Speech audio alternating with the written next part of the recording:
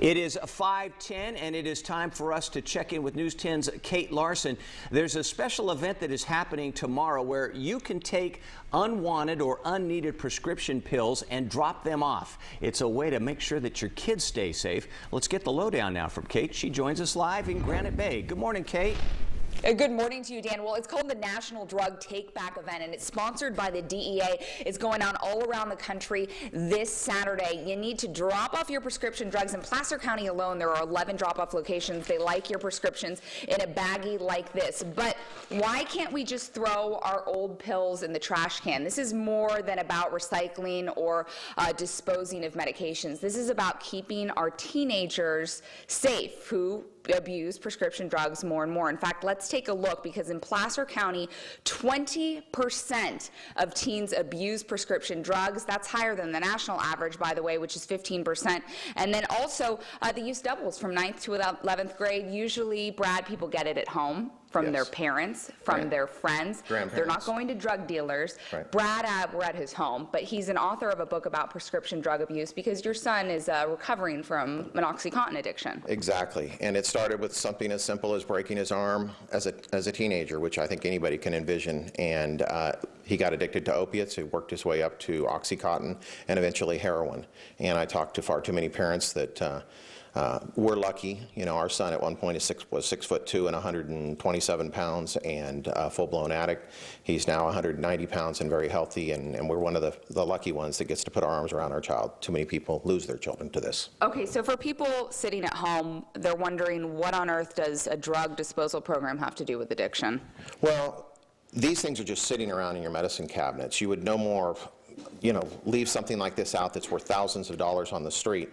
And you know, kids are getting access to these drugs very easily, and they're using them at parties, they're using them in farm parties, they're taking drugs without the instructions. I mean, if you look at just the instructions alone for OxyContin, it's daunting to think that you would even open this thing up and read it. And we're going to talk lots more about it later this morning, including what you can do inside your home if you do need to keep prescription medications around and how to keep them safe. Brad's got the scoop. He's an expert. Also, marijuana. You can get it now with a prescription. What does that mean for teens? All this coming up later this morning. Dan Kiba, back to you. A lot of parents are concerned about this. Thank you, Kate. 5:33, and 1 out of 5 teens are doing it, at least in Placer County.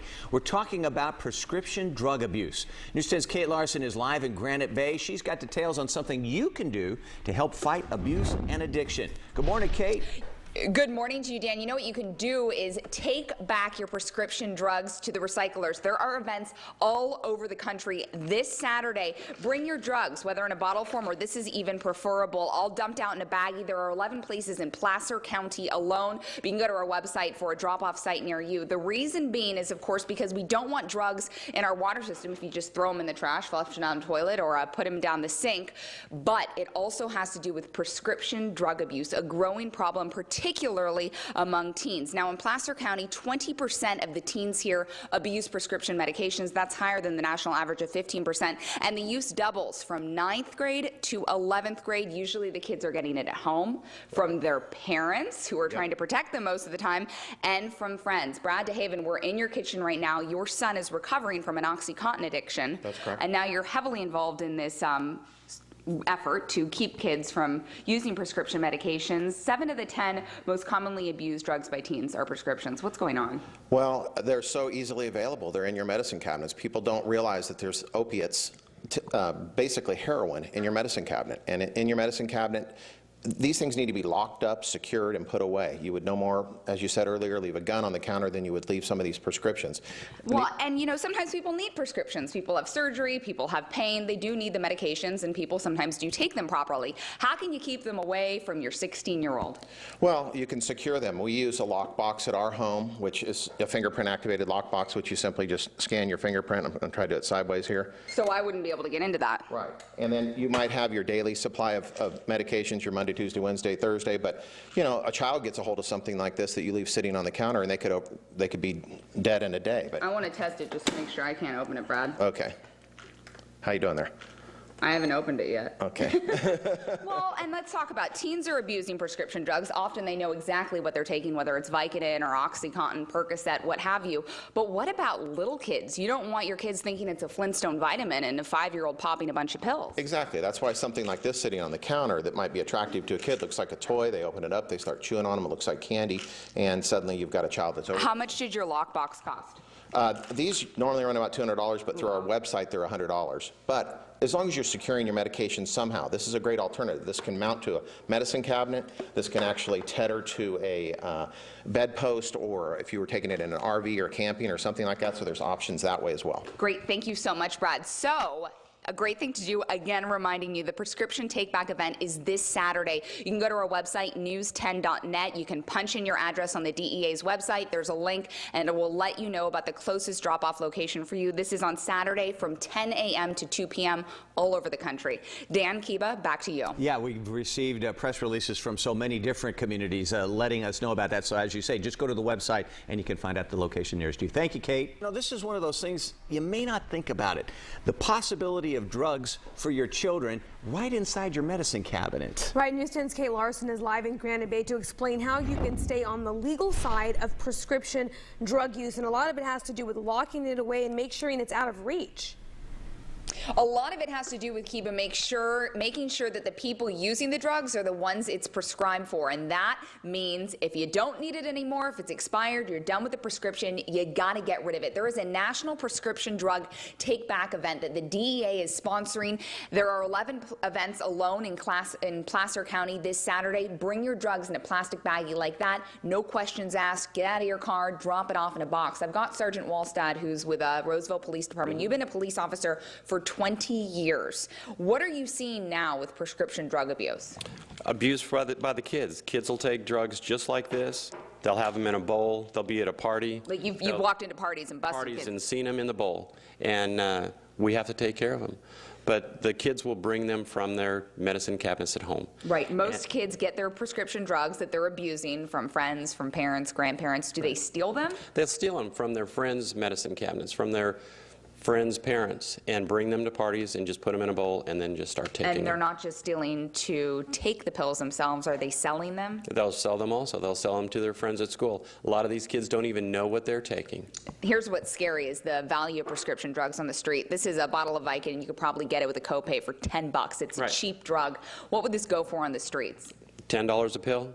$500. Yeah, 50 pills right there, $500. A pill of OxyContin, I've been told, by the way, will go for $100. It's a lot of money, which is why you should keep your medicine cabinet safe, dispose of the drugs properly. Another interesting thing that's happening, Sergeant Wallstad, is marijuana abuse.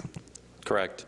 We see kids that will, people that have a prescription, they will sell to the kids and legally have it, legally possess it because of their medical marijuana card, but yet turn around and sell it to kids on the street. Okay, by the way, the prescription drug take-back event, which is again this Saturday from 10 a.m. to 2, you can go to our website, news10.net. We've got a link to the DEA's website. All you have to do is plug in your address. You'll find the nearest drop-off location.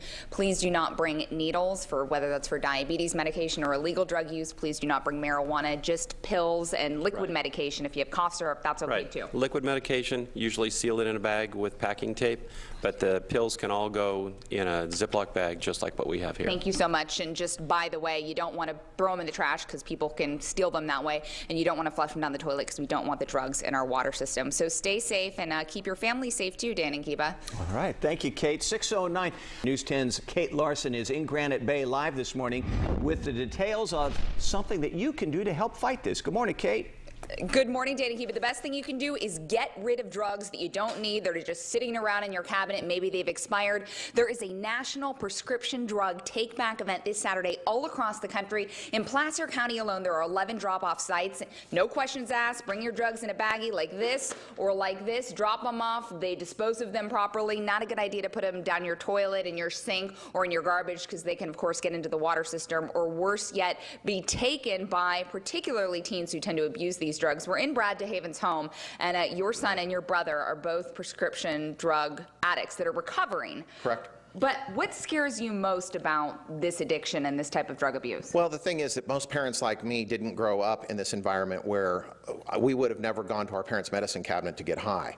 And now your medicine cabinet is full of everything that your child needs to get high, or to trade for something to get high, or to turn into cash, or whatever the case may be. And your son was 15 when he got hooked. When he got hooked on Vicodin after a broken arm. Something as simple that could happen to anybody, but it's something that a parent should monitor. And if I knew now, then what I know now, I would have monitored that a lot closer in his usage of that drug, and maybe got an alternative. Well, let's talk about how scary a drug addiction can become, because these kids aren't necessarily popping pills, Correct. Swallowing pills the way that they're prescribed. Correct. They may start by swallowing them. They may start on marijuana or alcohol or something like that, but they'll eventually end up smoking these, snorting these, or even shooting these. And your son was doing that. Exactly. And this is a kind of an example of what it looks like on an Oxycontin. Is they'll put it on a piece of foil, they'll put a lighter underneath it, and then they'll use a stem pipe or a broken... Freebase it, like crack cocaine. Right. And they'll smoke it right off the top of it. They'll ingest the fumes